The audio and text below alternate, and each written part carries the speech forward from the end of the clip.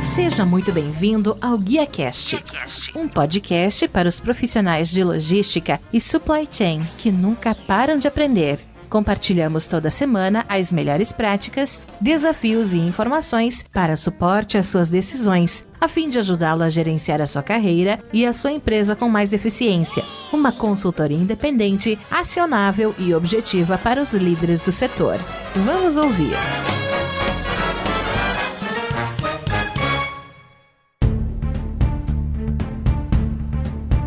Olá, que tal? Tudo bem, pessoal? Sejam muito bem-vindos a mais um GuiaCast, a melhor conversa profissional que você vai ouvir, onde recebemos aqui no VRT Channel, semanalmente, o executivo C-Level do setor para falar de negócios, tecnologia e também supply chain. Eu sou o Tuco, do GuiaCast aqui no VRT, e hoje eu tenho a honra de estar recebendo aqui o Ivan Yantikit, que é vice-presidente regional em Engagement Management e CSP Latam da Coupa Software, empresa que é líder mundial em soluções para gestão de compras, Business Spend Management. E hoje o nosso tema a gente vai falar aqui um pouquinho para vocês sobre visibilidade e controle para gastos de forma mais inteligente e segura. Ivan, seja muito bem-vindo ao GuiaCast, muito obrigado por abrir um espaço da sua agenda e me ajudar a fazer mais um programa. Imagina, eu que agradeço pela oportunidade de falar um pouco mais da Coupa, um pouco mais de supply chain, Business Spend Management, e acho que vai ser bem bacana. Reinvente a logística para o transporte de cargas e encomendas. A Cargo transforma a experiência de compras do consumidor e oferece soluções personalizadas para a indústria de maneira leve, sem ativos próprios, utilizando tecnologia de ponta. Cargo começa com Q. Acesse cargo.com.br, tecnologia que transporta.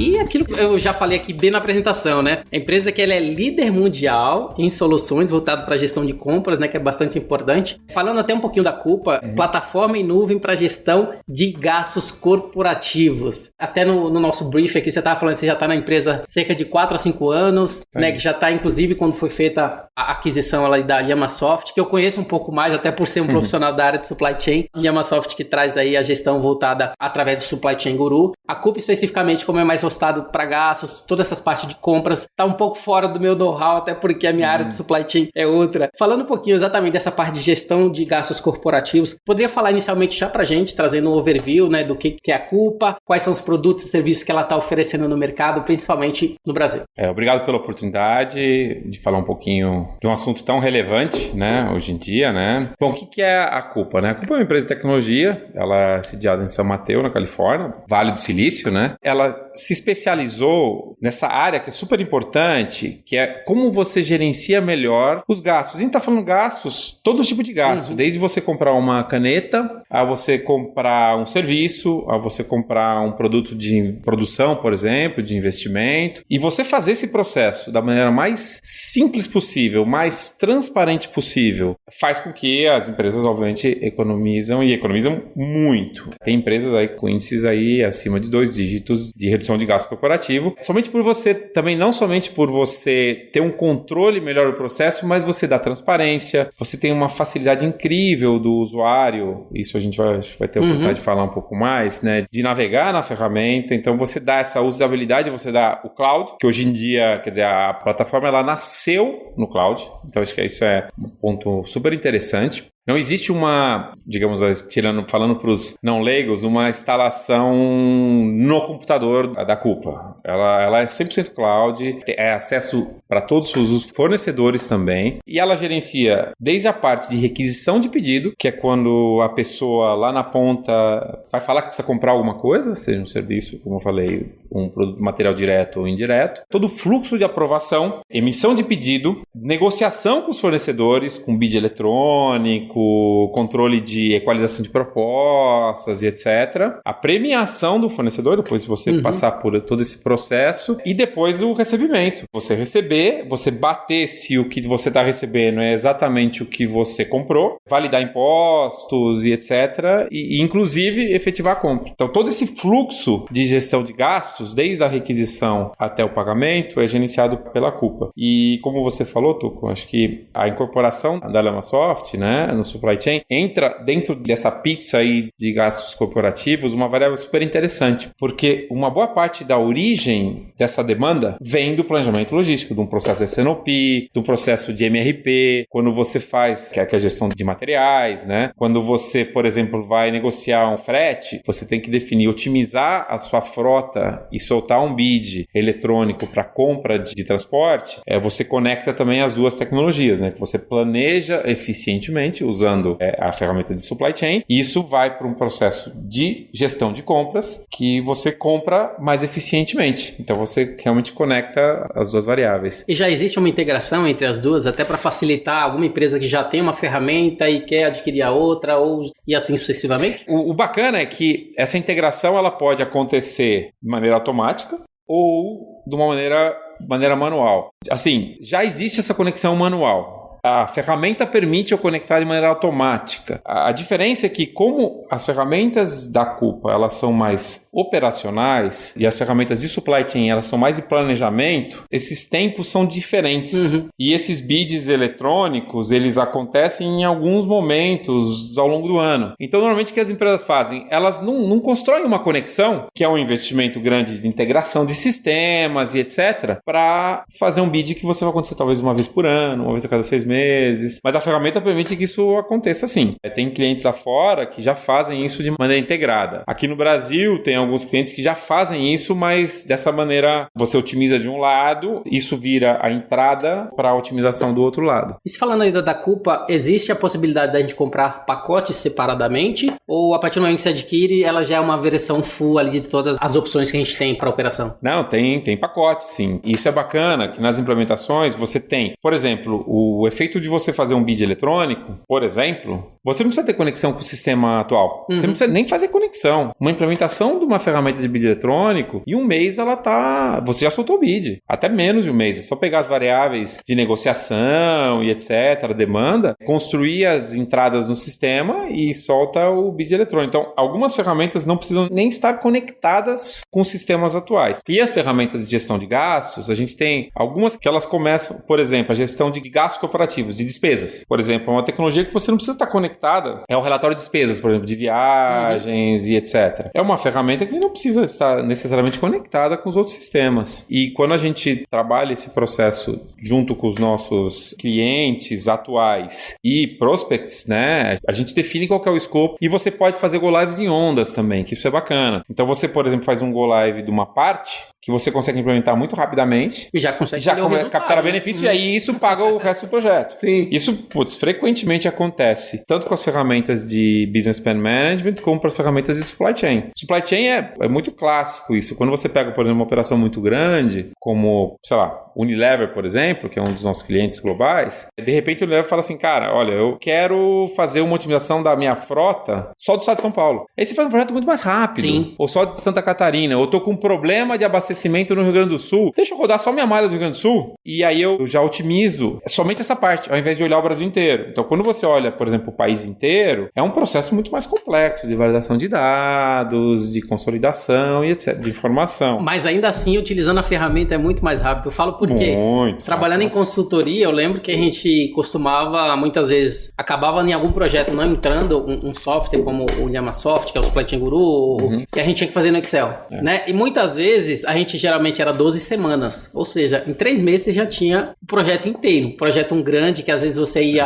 analisar o exercício da empresa, toda a operação, verificar quais são os clientes, quem atende, como que ela está espalhada no nível Brasil, né, onde que ela está e principalmente o que ela quer para o futuro, né, para a gente já fazer a avaliação e depois rodar isso tudo na ferramenta. Já era rápido. Com uma ferramenta, a gente já vê o quão importante é você ter uma ferramenta robusta que te proporcione essa tomada de decisão de maneira rápida, assertiva. E você falou de S&OP. S&OI, então, que é a execução, nem se fala, né? Então é importante você ter uma ferramenta que te dê, né, esse tipo de oportunidade para poder ser rápido e tomar decisão assertiva para a empresa. Isso falou uma coisa muito legal. Muitas vezes o nosso maior concorrente é o Excel.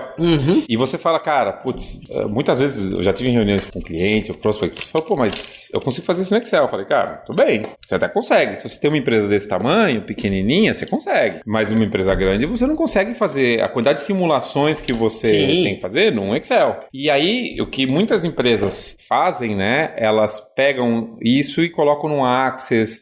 Vou melhorar, vou fazer no Access. Mas o ponto acho que o ponto crucial, que é o maior ganho de você trazer uma tecnologia como a nossa, por exemplo, para uma empresa, é que depois que você construiu o que a gente chama de gêmeo digital, né, o clone digital, que é falando um pouco para quem não conhece, né, que a ferramenta ela cria uma cópia digital da minha operação física. Uhum. Então, se supõe que depois se eu simular alguma coisa no mundo digital, ele vai acontecer fisicamente do mesmo jeito. Então, tipo, se eu simular aqui que eu vou vender mais 10% a mais na região Nordeste e eu ver o que acontece na minha malha logística, na hora que eu executar e realmente aumentar, deveria acontecer a mesma coisa. Esse que é esse conceito. Então, você até investe um par de semanas aí para conseguir construir esse gêmeo digital. Mas o ganho é depois. Porque a simulação você faz, às vezes, em segundos. Sim, apertando um botão. Você aperta um botão. E aí o legal é porque você muda o perfil do seu profissional. Antes você precisava de um cara que manjava muito Excel. Agora você precisa de um cara que ele não vai passar uma semana preparando o Excel e validando. Ele vai rodar um cenário e vai analisar o resultado. Ele vai estar vendo aonde que tem benefício, aonde que tem oportunidade. Então, o seu profissional também, você sobe um pouco o nível de análise, porque antes, você passava 90% do seu tempo preparando o número e 10% analisando o resultado. Agora você passa 10% preparando o resultado e 90% analisando o número. Analisando e simulando. Então você ganha muito mais qualidade nessa análise. É aquilo que a gente fala, né? Em processo de PDCA, né? O P ali é o mais importante, você tem que passar mais tempo. Um DMAIC da vida, que é um Six Sigma ou qualquer outro, né? Então o planejamento é o que importa. Então, ainda no contexto, já que a gente entrou falando do guru, né? Uma dor que a gente até tinha nessa área de consultoria é que a gente não tinha muito... até era mais tinha muitas atribuições de impostos no Brasil, que a gente sabe que era um pouco difícil fazer esse tipo de casamento. Você já tem alguma ideia, talvez, como que tá rolando frente a essa parte de exatamente da gente ter muito mais da parte tributária aqui no Brasil? É muito complexo e a gente ter tudo inserido ali na ferramenta também para poder a gente conseguir o ótimo logístico e o ótimo tributário, que é o que a gente sempre tentava dentro desse contexto de malha logística. Não, você tocou no ponto que acho que é a maior fortaleza da nossa tecnologia. Porque, na verdade, o problema quando você não tem uma ferramenta dessas, com essa tecnologia, é que acontece o que você falou, Tuco. Você vai ter o melhor de supply chain e o melhor tributário. Você não vai ter o melhor dos dois integrados. E é aí que entra a ferramenta, a tecnologia. Porque uma das coisas que a ferramenta que a gente percebeu, isso na época aí da Alemasoft, né, e aí a culpa seguiu com essa evolução, né, é que isso sempre foi muito relevante para alguns países. E era Brasil e Índia que eram os principais. Parece que a Índia agora deu uma simplificada no modelo tributário. A gente nunca sabe, né? Os nossos governos são bem criativos aí nas regras e benefícios. Então o que acontece? A ferramenta ela evoluiu bastante e você consegue colocar dentro da ferramenta de simulação, e agora cada vez mais, falando como você fez a referência com a experiência antiga, a ferramenta evoluiu. Então agora você tem tabelas tributárias. Você consegue inserir isso de uma maneira mais simples. E aí você consegue fazer, na hora que você fazer a análise, você analisar o ótimo integrado. Sim. E o bacana disso é que às vezes o ótimo integrado é contraintuitivo. Por quê? Porque você fala assim, eu tenho um benefício fiscal em tal estado de redução lá de 10% da minha carga tributária. Só que me custa tanto a mais de transporte. Beleza. Só que aí você tem que colocar outras variáveis na mesa, que é custo de produção, custo de matéria-prima. Às vezes os fornecedores, para entregar na fábrica naquele estado, eles vão cobrar mais, porque o frete do inbound é mais caro também. Então, na hora que você colocar essa conta total, e depois você coloca que a maior parte do mercado cliente está, por exemplo, em São Paulo, Rio de Janeiro, porque aí você tem o custo de logística outbound também para colocar na mesa, pode ser que para alguns produtos não feche a conta. Mesmo que você fala, cara, 10% eu não tiro na logística nem a pau. Mas pode ser, e a gente já descobriu alguns casos, e era muito curioso, que você pegava uma categoria,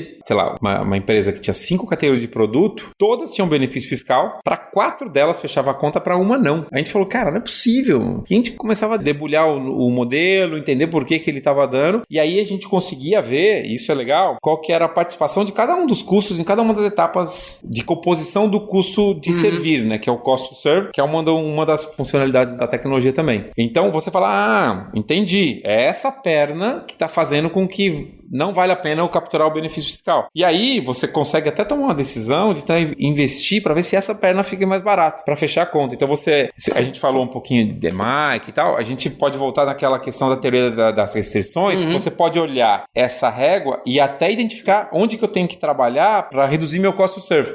Tributário não tem muito o que fazer, já está lá o valor negociado, mas eu posso otimizar o custo de matéria-prima, posso tentar otimizar isso daí é o que ela produção. É o que tem um caminho crítico ali, que você já sabe que pode você ver o caminho crítico. Então você tendo essa visibilidade, tendo uma ferramenta para fazer, hoje você consegue definir qual que é o melhor global, o melhor cost to serve, considerando logística e impostos. Isso para a empresa tem um valor que não é somente o benefício. É você, por exemplo, tá uma situação que o VP de supply, ou COO, enfim, ou diretor de supply chain, enfim, ele vai poder justificar com números, por que o custo dele está 10% mais caro que do ano passado. Porque qual que é a meta da empresa? Todo ano tem que reduzir o custo logístico, reduzir não sei o que, reduzir para lá, 5%, 2%, 10%. Não, tem o aumento do diesel, que aumenta 10%, então ele tem que... Só que quando você coloca isso, eu falo, cara, eu estou operando naquele outro estado porque está mais caro, para capturar esses 10% de benefício fiscal. Então ele consegue internamente ter uma meta que seja desafiadora, porque o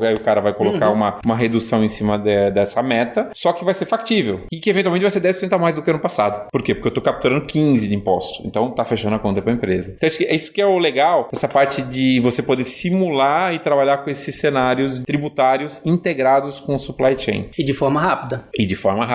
E tem um ponto que acho que é super legal, que é uma das evoluções que a gente tem tido da tecnologia. Essa análise integrada, antes, era usada somente para desenho de malha logística. O que acabou acontecendo? As empresas começaram a perceber, e foi um pouco do tema de uma discussão que eu tive outro dia com outros colegas, que o antigo SNOP, e eu falo antigo porque hoje em dia você fala do IBP, do Integrated Business Planning. As ferramentas de Supply Chain Design como a nossa estão sendo cada vez mais utilizadas para este processo. Porque antes você analisava por silos. Você fazia o planejamento da demanda, aí isso virava input para o Supply Planning, para o DRP, aí via se podia produzir, se não podia produzir, aí depois você ia para outra ponta, via se podia entregar, aí chegava na ponta, o último lá olhava o financeiro, não fecha o número, volta lá, sobe lá. Só que todas essas etapas do processo SNOP, que já era uma baita evolução, que não existia antes, desintegradas, né? Quer dizer, por silos. Quando você olha o IBP, você, dentro da ferramenta nossa, você consegue fazer a simulação de quanto que eu vou precisar de mais capacidade produtiva. Você consegue olhar isso de uma maneira já integrada dentro do processo de planejamento mensal. Então, tem muita empresa, e hoje eu digo que pega a nossa tecnologia e usa não somente para desenho de malha logística, que obviamente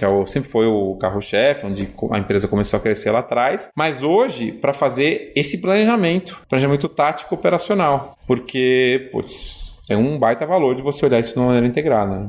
Entrando até no contexto de resultados, né? Agora entrando um pouquinho no controle de gastos, principalmente as soluções da Coupa. Quais seriam geralmente? Você até falou um pouco no início, 1 dígito, 2 dígitos, empresas que realmente já conseguem ter saving associado ao uso da ferramenta. Resultados específicos, né? O que a gente pode esperar, né? O que vocês costumam trabalhar? E principalmente quando eu vou vender a Coupa ali para as empresas, qual é o valor realmente obtido que vocês costumam passar que faz realmente diferença? Tudo depende, claro, caso a caso, né? Porque tem empresa que o mato tá alto pra caramba, e tem empresa que realmente elas já estão mais otimizadas, né? Aonde que a gente, falando em gastos corporativos, né? E mudando um pouquinho a direção de supply chain para a parte de gastos. A parte de gastos corporativos tem alguns benefícios muito, muito bacanas. Primeiro, que você está com uma ferramenta cloud, né? E que os usuários têm uma experiência que a gente fala de Amazon-like. Então, o cara fazer uma requisição de compras internamente é um processo como se ele estivesse comprando em algum portal de internet como Amazon, Americanas, como qualquer um dos operadores aí de retail do mercado.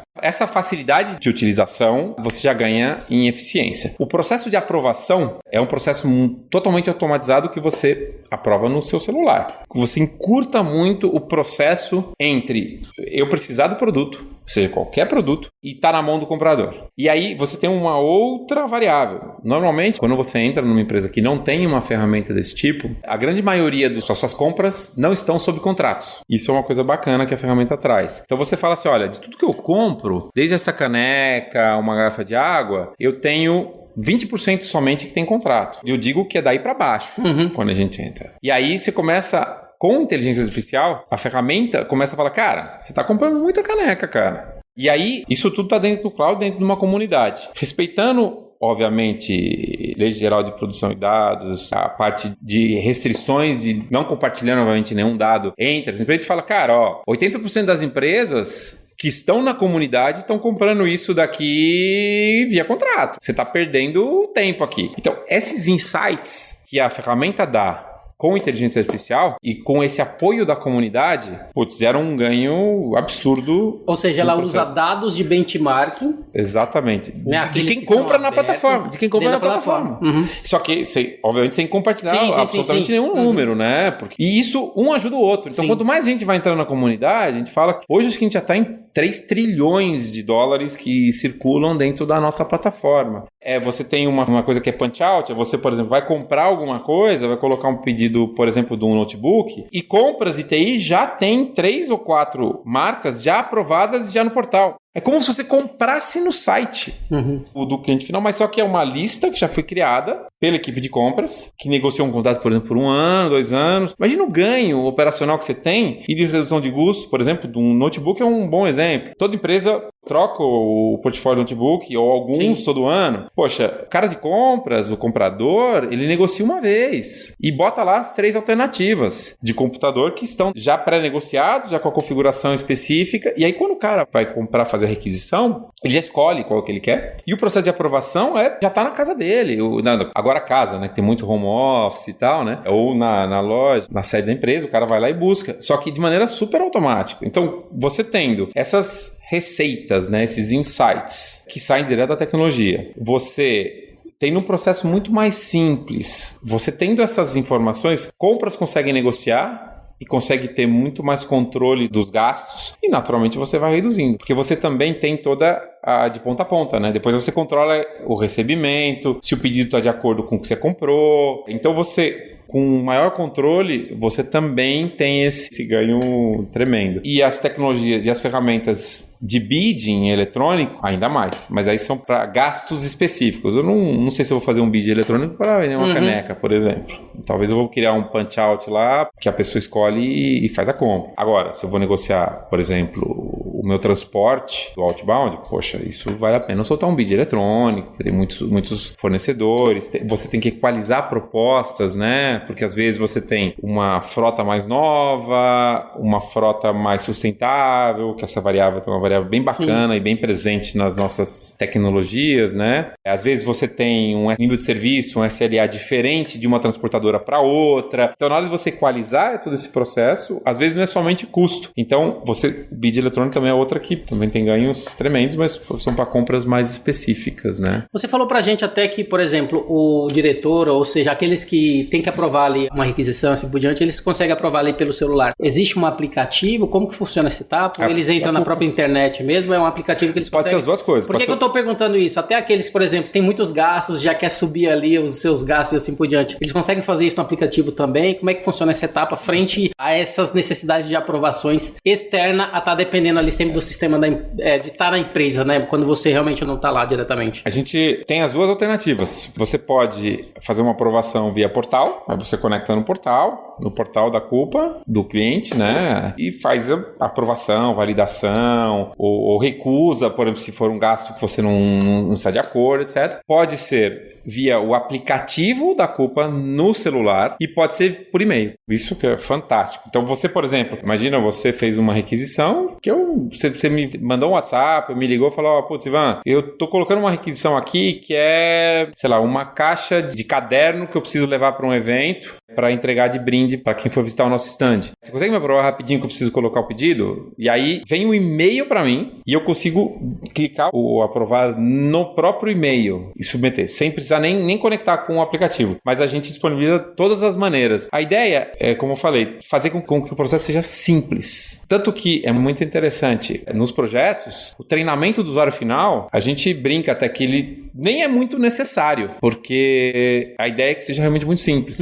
Ninguém te ensinou a fazer uma compra num portal qualquer. A gente aprendeu sozinho. A ideia é que seja essa experiência a gente está trazendo para a gestão de gastos corporativos, né? Então, é por aí, é por isso que a gente está faz 6 anos lá como top no Gartner, como a empresa número 1 em visão, número 1 em tecnologia, inovação. A gente tem 300 novas funcionalidades por ano que são incorporadas à tecnologia através não somente de algo que a equipe de produtos internamente identificou, mas muito pela comunidade. Que, por exemplo, um cliente nosso, o M. Dias, chega lá e fala, eu preciso dessa funcionalidade aqui. E não tem? Aí a Ipiranga fala, isso aqui eu achei legal. Aí eles começam a debater e quanto mais gente vai... Aí isso começa a aparecer para a equipe de produto. Fala, opa, tem muita gente aqui interessada nesse cara aqui. Deixa eu dar uma olhada. E aí são 3 versões por ano. São em média, acho que 300 novas funcionalidades por ano que são incorporadas na tecnologia por conta dessa colaboração dentro da comunidade e nos nossos projetos. A comunidade é a mesma para quem usa a Coupa aí do Supply Chain Guru?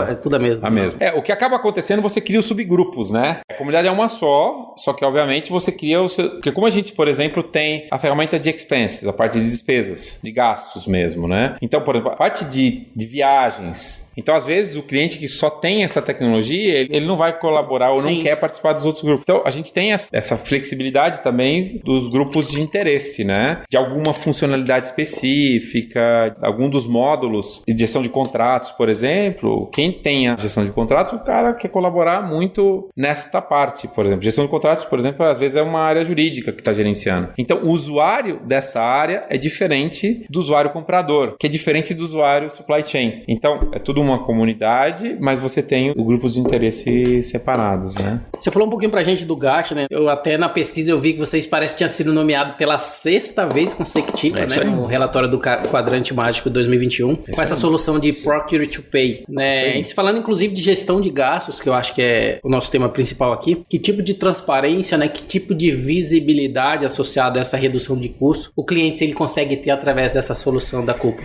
A gente tem uma ferramenta que a gente também sempre traz junto, que é o nosso Analytics, que é a parte realmente que cria esses dashboards e visibilidades dentro de todos os gastos que estão passando pela plataforma, né? Então, o legal é como está tudo no cloud, que está tudo gerenciado dentro do mesmo ambiente, da mesma plataforma, essa ferramenta, e aí você consegue criar os seus relatórios da maneira como você quiser. Por exemplo, esse indicador que eu te falei, né? Quantos % dessas compras são paradas por contrato ou não? E aí você fala assim, quantos % do meu gasto de transporte eu estou executando de acordo com o contratado? A gente tem vários indicadores e isso é legal porque quando começa qualquer projeto, uma das coisas que a gente faz, a gente tem que eu acho que é um diferencial, que é um acompanhamento muito forte de um profissional muito sênior, que a gente chama de CVM, que é Customer Value Management. Ele gerencia todo o ciclo do cliente desde o momento que ele assinou com a gente. Quando eu fechei com um cliente novo, entra uma equipe de projetos que vai implementar, fazer a primeira implementação. Só que o que acontece em muitas empresas, aí depois que você implementou, etc., você coloca alguém para fazer o pós-venda, ou Customer Relationship, e normalmente esse cara aparece na renovação ou para vender alguma coisa nova. Na Coupa, isso é muito sério.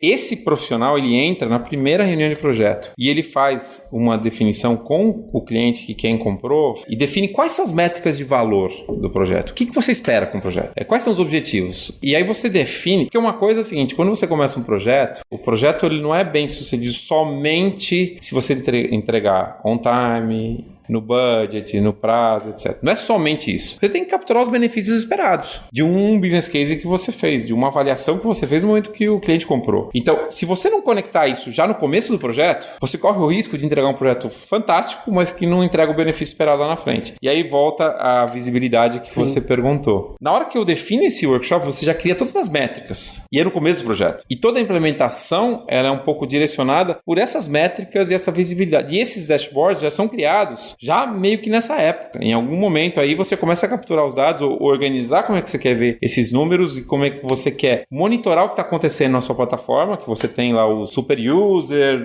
todos os diferentes tipos de usuário, um que só faz aquisição e a gente tem um super user que olha todos esses indicadores. Ele tem essa visibilidade de tudo que aconteceu e está acontecendo e de quanto que ele está capturando benefício com os bids, por exemplo, com as negociações. Então isso pra gente é um impacto positivo fantástico no dia a dia da gestão das empresas, porque, de novo, o cara tem número, então ele consegue ver o que está acontecendo para tomar decisão. Ele não fala, eu acho que tá caro. Tá bom, mas por que tá caro? Vamos dar uma olhada, o que tá acontecendo no mercado, o que tá acontecendo. E aí você tem que olhar sempre o todo, né? E a gente, com informação, você consegue tomar uma decisão mais assertiva. A gente falando, inclusive, de parceiros, né? A gente até, no começo aqui, falamos um pouquinho de parcerias, assim, específicas, de empresas que participam com vocês, né, nesse processo de implementação, que estão presentes ali, talvez em locais que eles serão ali o nome da Copra naquela implementação daquele projeto. Quais são as principais parcerias que vocês têm, né, que fomentam aí essa necessidade associada a essa gestão de gastos e que estão ali nessa parceria para poder atuar com vocês nesses projetos que vem surgindo? A Coupa, ela tem uma característica muito interessante. A gente trabalha com muitas parcerias locais e parcerias globais, né? Então, a gente tem, obviamente, todas as grandes consultorias, são parceiras nossas, já fizemos alguma implementação, ou no Brasil, ou na América Latina, ou globalmente. A gente tem algumas parcerias locais, e aí a gente fala, enfim, tem um pouco de cuidado de falar uma e não falar outra, então eu prefiro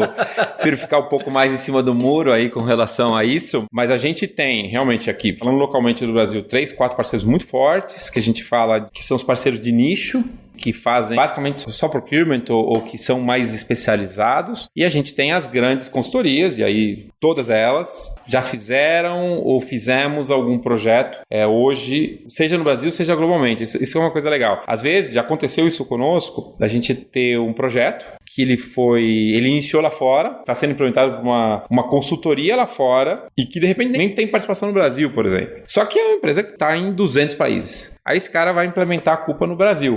Então, muitas vezes, esta consultoria contata a nossa equipe de Professional Services de maneira direta para a gente apoiá-los a fazer, por exemplo, o rollout para o Brasil, para essa operação. Então, a gente faz uma parceria com um cara lá de fora e que às vezes nem está no Brasil, muitas vezes, ou não tem a prática no Brasil, porque pode acontecer isso também, né? Eles vão ter os profissionais certificados e preparados para fazer as implementações, né? A gente tem uma série de regras internas que a nossa equipe de alianças ela gerencia para garantir que os projetos vão ter sucesso. E tem uma característica muito interessante também, a gente participa com a nossa equipe interna de Professional Services de absolutamente todos os projetos. Independentemente do projeto ser de um parceiro, a gente sempre tem algumas horas, mais ou menos, depende muito do escopo e da maturidade do parceiro, dentro dos projetos. Por quê? Porque a gente precisa garantir o sucesso do cliente. E aí volta com aquela nossa conexão inicial que eu falei. Para eu garantir o sucesso, eu preciso estar junto, validar as definições, fazer um quality assurance, a gente traz os caras lá de fora com super especialização para revalidar algumas das decisões de integração ou de simplificação, a gente apoia no gerenciamento do projeto, então a gente participa realmente de todas as empresas para garantir o sucesso. Então essa conexão a gente sempre faz, e isso eu acho que é uma coisa, também é uma dos pontos super positivos nossos aí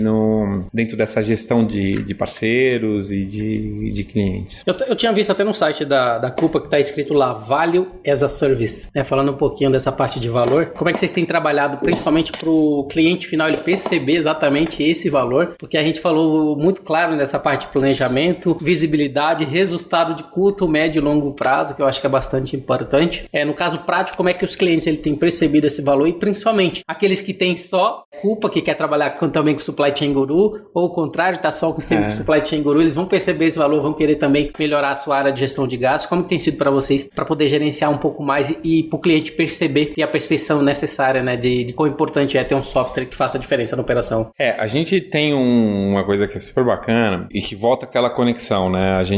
O projeto só é bem sucedido se ele captura os benefícios esperados, por isso que a gente fala, né? É geração de valor. Isso já era. E essa foi uma sinergia super bacana quando a gente fala das soluções de supply chain junto com o Business Spend Management, né? Porque já era o nosso dia a dia lá na época da Lamasoft. Então, eu me orgulho de meus quase 5 anos de empresa, a gente nunca deixou de entregar um projeto e nunca deixou de capturar o benefício esperado. Por quê? Porque essa responsabilidade que a gente tem quando a gente abraça uma parceria com o cliente, ela faz parte desde o início do processo de vendas. Isso é uma coisa que é super legal. Eu que sou responsável pela implementação, participo do processo de vendas. É aquela coisa que a gente brinca muito com quando a gente falava dos antigos tempos de consultoria, que às vezes você fala, pô, esses caras venderam um negócio, não dá pra entregar isso, cara. Como é que esse cara fez? Aqui não acontece. Por isso, a gente participa de todo o processo. Então, claro, problemas de projeto a gente sempre tem. É projeto. Mas a diferença é que como a equipe de Professional Service participa de todo o processo de vendas, desde o namoro até o casamento, a gente não está prometendo nada que a gente não sabe que vai entregar. E às vezes a gente entrega com mais dificuldade, claro, mas a gente tem essa entrega, ela está sempre conectada com o valor. Ela não está somente aquela história. Se você tem uma expectativa que você vai capturar X%, você meio que uma parte você consegue prometer, outra parte você não consegue. Eu lembro que a supply chain tem um negócio muito legal. Você fazia um desenho de uma ala logística. Você está identificando, por exemplo, uma oportunidade de 20% de redução. Só que ela só vai acontecer se você implementar.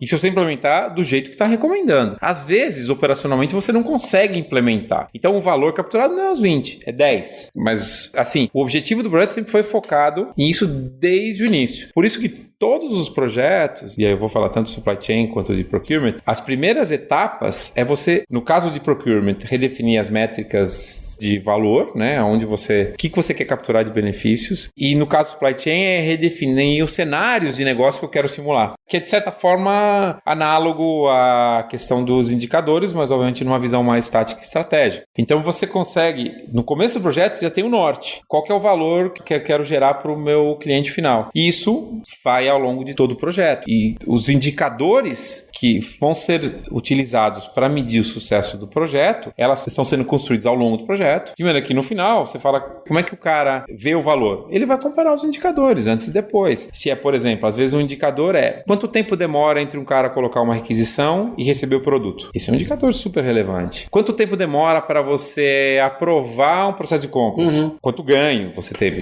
Obviamente, esse é o mais fácil e direto. O nível de serviço. Então, tem vários indicadores, aqueles indicadores de quanto por cento eu estou tendo de divergência entre o produto que está chegando, em termos de valor, versus o que eu coloquei na requisição. Então, tem vários indicadores que a gente pode definir e que os que são mais importantes para uma empresa, às vezes, não são para outra. Por isso que essa reunião é super importante. Se a gente vinha com um dashboard e fala assim, cara, isso aqui, best practices, algumas coisas são best practices de processo. E é isso a gente realmente reforça um pouco nos projetos. Que existe, às vezes, algumas discussões, é uma ferramenta de vanguarda, né? É uma ferramenta, lá, é visionária, o Gartner já falou, Forrester, são vários dessas fontes de pesquisa aí trouxeram posicionar a gente lá. E muitos dos processos, eles vão contra a maneira como a empresa gerencia hoje, né? Então, às vezes, isso tem um impacto no change management, da maneira que a empresa trabalha, bastante forte. Então, a gente tem que sempre também, às vezes, a gente abrir mão de algumas coisas, falar, não, isso aqui, vamos fazer um primeiro passo, mesmo que eu tenha que fazer alguma coisa não tradicional, vou criar algum famoso workaround para dar um jeito, depois eu migro para o processo que a gente entende que é o processo mais adequado, né? E como é que vocês lidam com dados, né? Porque a gente sabe, experiência de consultoria, a gente sabe, para iniciar o projeto, a gente precisa ter os dados da empresa, né? Para colher o as-is, como a gente falou, e ter todo esse contexto. Né? Empresas que já estão bem estruturadas, empresas maiores, isso é muito mais fácil, mas talvez empresas menores que estão ali com um planejamento não tão bom, isso seja um pouco mais difícil. Como que funciona até essa parte de gestão de dados para que eu possa receber esses dados da maneira correta e principalmente conseguir gerar todo o resultado esperado pela empresa, porque eu dependo das informações dela. Vou falar uma brincadeira que eu sempre faço no começo dos projetos. Eu falo assim, olha, eu sei que seus dados são ruins, eu só não sei o quão ruim. Existe o mais ruim, desculpe o português, e o menos ruins. E não é prioritário de empresa pequena ou grande não, tá? Isso é em 100% dos projetos. E aí eu vou falar até mais supply chain, que eu acho que isso, para supply chain, quando a gente fala desse clone digital, ele é muito relevante, porque você, muitas vezes, só para dar um exemplo simples, né? Por exemplo, seus resultados estão em regime de caixa e você trabalha em regime de competência. Então, por exemplo, na hora que você for colocar numa ferramenta e simular quanto que eu gasto de transporte no mês, ele vai a calcular quanto que eu pago por, sei lá, por tonelada, por quilômetro, quanto que eu transportei e me dá o custo. Só que se eu pago em 60 dias e eu não consigo equalizar essas duas visões, já não bate o número. Isso para falar uma coisa que o número tá certo. Aí você tem, por exemplo, se eu tiver que pagar diária de caminhão, ele não tá na tabela. Ele não tá na minha tabela de frete. Pegando o exemplo de transporte, mas isso acontece do turno extra, do dia que o cara teve que trabalhar na operação porque ele não conseguiu fechar tudo que ele tinha que entregar no dia seguinte e teve que colocar um turno extra. Tem um custo maior de pessoas. Então, na hora de você bater os números, não bate. E vários desses problemas, ou, por exemplo, o produto que mudou de código ao longo do ano, como é que você olha o histórico do último ano para você construir esse clone digital se o código era outro? E às vezes você não tem essa visibilidade, né? Não, engraçado é que eu já vi em várias empresas que às vezes era 3 produtos, quer dizer, um produto de 3 fornecedores, só que cada um tinha um código diferente, porque tinha um fornecedor diferente. Aí por você exemplo, tinha que... É isso aí. E isso é um exemplo bacana, porque se você for olhar, esse caso é um caso legal. Porque se você está trabalhando numa empresa de varejo, por exemplo, que alguns são clientes nossos, se você está comprando esse produto, você, do ponto de vista de inbound, você tem que considerar como 3 produtos. Mas talvez, do ponto de vista de vendas, talvez não. Por exemplo, você vai um piso 90 por 90, branco. Você tem 5 marcas que eles são teoricamente iguais. Mas na prática eu não sei que são iguais. Porque às vezes tem uma marca que é mais conhecida, tem outra marca que é menos conhecida. Mas às vezes o cliente final vai comprar o piso e fala, cara, tanto faz. Então, na hora de eu definir a minha demanda de piso branco 90 por 90, como é que eu faço? Eu agrego, não agrego, considero cada um separadamente. Mas aí se eu considero separadamente, você pode ter uma visibilidade errada, porque às vezes um cara lá vendeu pouco porque ele não tinha disponibilidade. E aí o outro vendeu mais. Porque o cara que foi comprar, ele escolheu o branco. E ele às vezes escolheu outra marca. Então, essa análise de dados, por isso que eu falo que os dados são ruins, mas na verdade eles não são, porque é complexo mesmo, não é. Algumas coisas são muito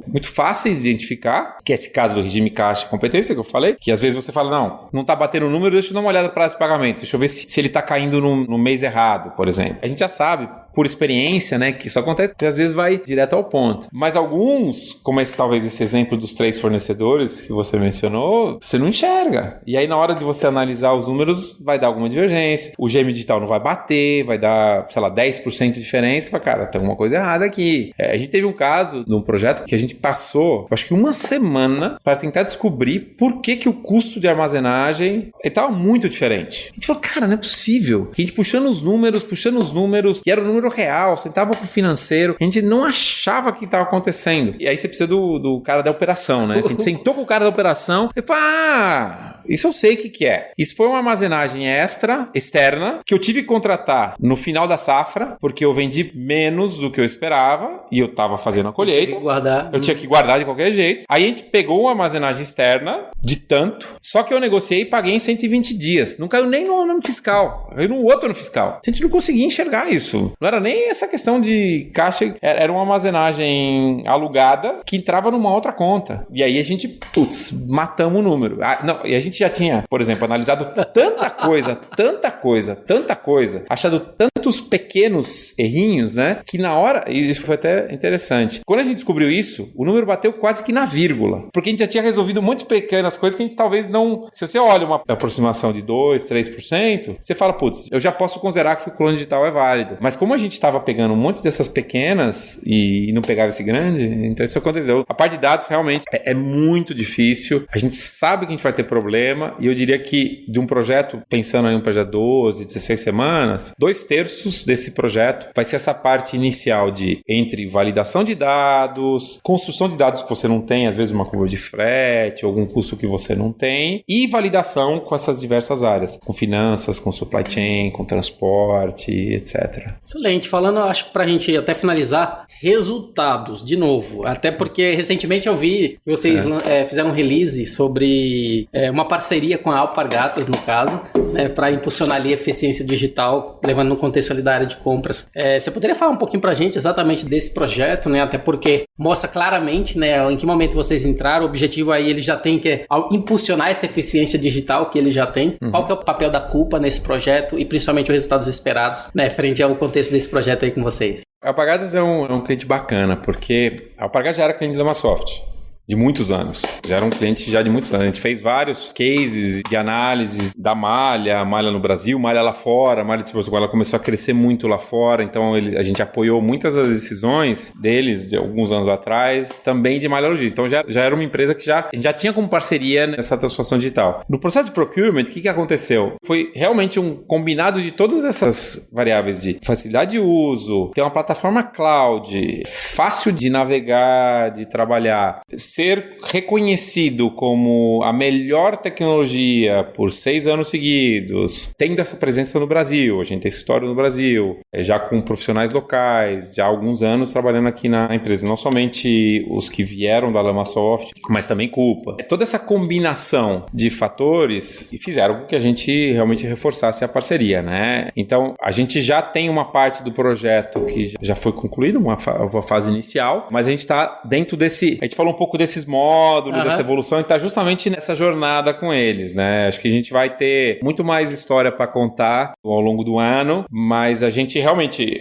é uma parceria muito forte que está apoiando toda a transformação digital da Alpargatas, que começou com supply chain e que o que eles vieram, né, viram na gente foi justamente essa facilidade de uso, a inteligência artificial apoiando a tomada de decisão, a disponibilidade de números, você conseguir simplificar o processo, você colocar um processo muito mais fácil para o usuário final e com muito mais visibilidade para todos os usuários, né? Ivan, essa foi minha última pergunta, né? Eu gostaria de agradecer a sua participação, a disponibilidade de estar aqui com a gente, contando um pouquinho da história da Coupa, um pouquinho da história também da LamaSoft. Gostaria, para a gente encerrar, você pudesse deixar seus contatos e fazer as suas considerações finais para a gente. De novo, obrigado pela oportunidade, papo muito bacana, daria para a gente ficar aqui bastante tempo aí conversando mais sobre supply chain, business spend management, etc. Agradeço de novo a oportunidade. E bom, acho que como a gente já pudemos aqui abordar, acho que a Coupa, a gente entende que está crescendo pra caramba e justamente por essa facilidade de uso e captura de benefícios reais dentro dos projetos e das implementações.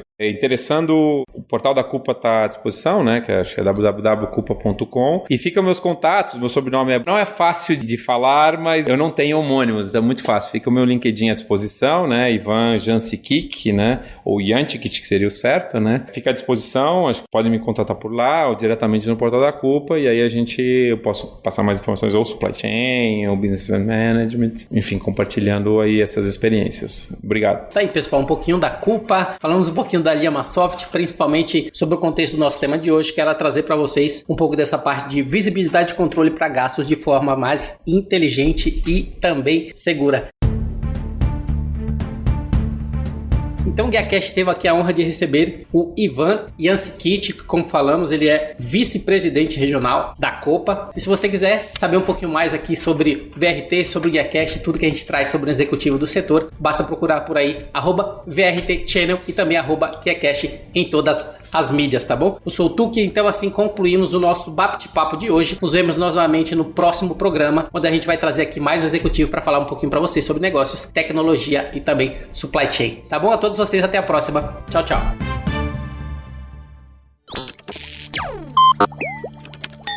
Equalab.